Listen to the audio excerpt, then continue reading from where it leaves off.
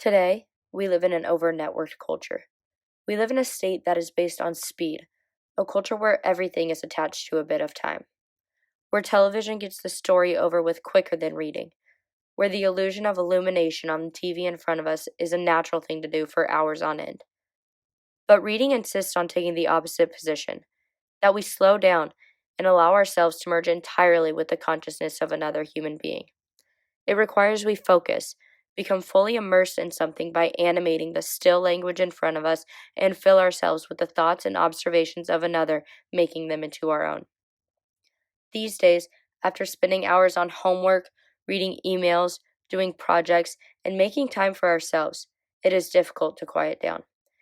After getting yourself to pick up a book and read a paragraph, your mind begins to wander. You check the text you got a minute ago and then drift into the most mysterious black hole known as the internet.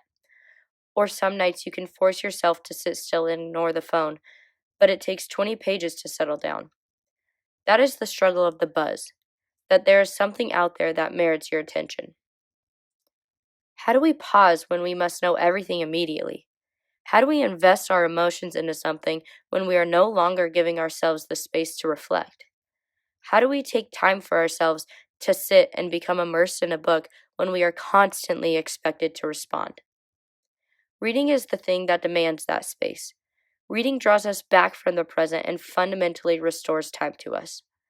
The experience of reading is one of the present tense, whether the story was written 1 year ago or 1,000 years ago. Although the presence of screens and technology is overbearing in today's world, it is crucial that the human mind be given the outlet of creativity and personal animation of a story. Reading strengthens the mind and allows it to create unique scenarios for itself. We come to books to be challenged and confounded. When we read, we are not only improving memory and empathy, but research has shown that it makes us more positive and feel better too. Science has proved that reading can also help with depression and reducing stress. Reading can help your mind stay elastic and active. The over-present use of screens in our lives is impacting the overall health of our brains.